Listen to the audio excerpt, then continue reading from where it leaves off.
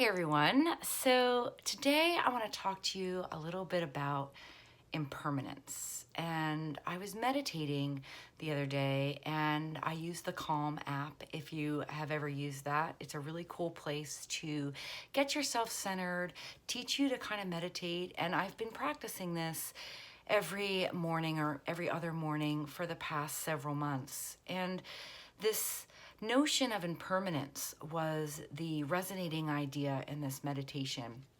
And I didn't actually seek out this meditation, but it happened to be the one that I chose, and it's left this kind of really lasting thought going through my head. I think that sometimes when we go through trials or ups and downs, we think that I either have to capture this happy feeling forever because I don't ever want to be sad again, or that, oh, I'm going to be sad forever and how will I ever get through this? But this idea of impermanence has constantly been playing, that things change and that everything has a season. And recently, the more I've been opening up, the more I've been accepting and been offered people sharing their stories and their trials and their, their bad moments that resolve themselves into greater moments of strength. And I find this really powerful. I feel like that more so than ever, I feel like I'm right where I should be. And it's not a beautiful, happy, perfect place. It is this idea that in the space that I've created, whether it's mentally right now or physically in the studio I've created, women are coming in and they are leaving a bit of their moments with me, their stories, their trials are really empowering in the sense that there's a connection that I've never felt before. And I feel like this studio, this working through this artistic therapy, this artistic journey has given me this beautiful platform where I can open my studio space to others that are seeking creative depth, creative change, stylistic influences.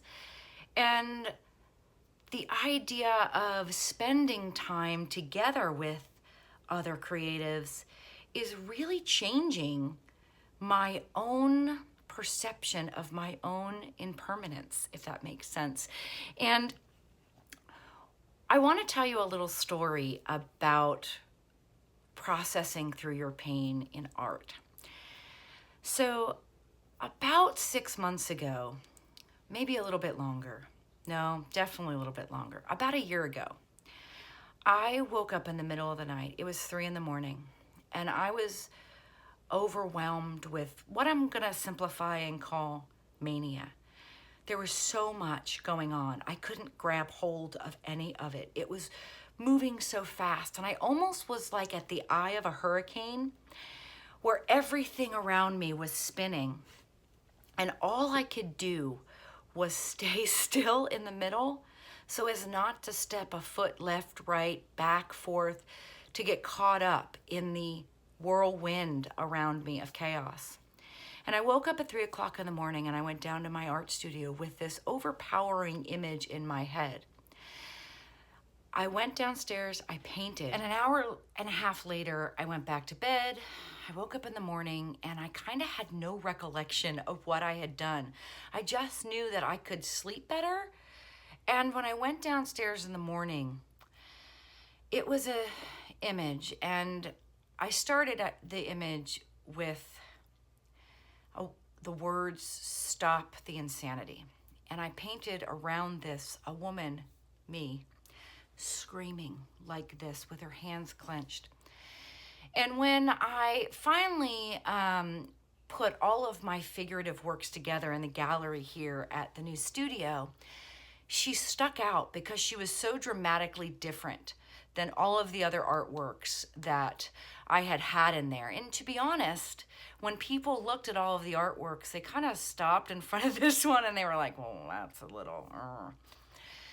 And About 3 months after that, I had an event here, and a woman at the end of the event said, I would love to buy one of your paintings. And I got all excited, and she walked over to this piece, and she almost had, you know, tears in her eyes. And I asked her, I said, do you mind if I ask you what it is about this piece that resonates with you? And I was a little afraid of the answer, but she had told me a story about her daughter.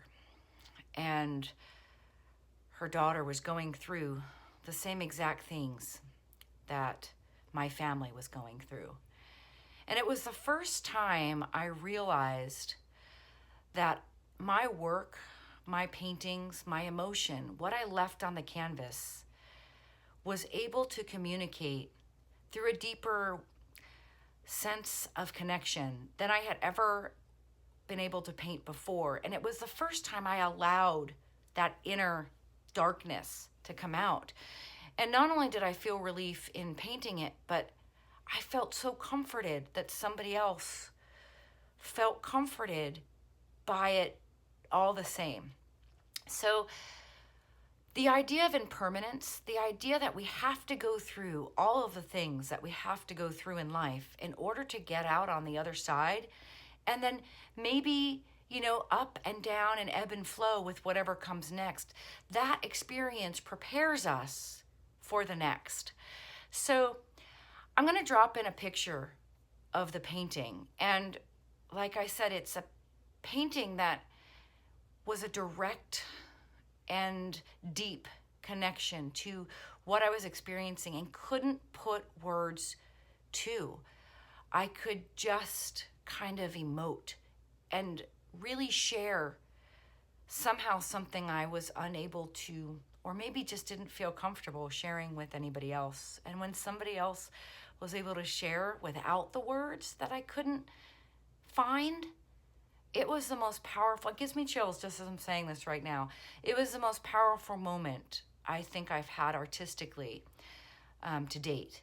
So I maybe share this because sometimes we feel that we're going through something alone, or that we're not going to ever escape that feeling. And if I can encourage you to maybe, when you're feeling whatever that feeling is, to go to the canvas or to write it down in a journal, or to just think about how it could be expressed outside of the chaos around you and standing still, finding a way to expunge that emotion in another media. It may help, it may not, but it's certainly a tool that I have found that has helped me transcend the idea of hopelessness into something that feels like a gift and a vernacular that I feel so much more comfortable in expressing. So I hope you all enjoyed today's Everyday Truth, and I look forward to hearing from you in the comments and seeing you at the studio.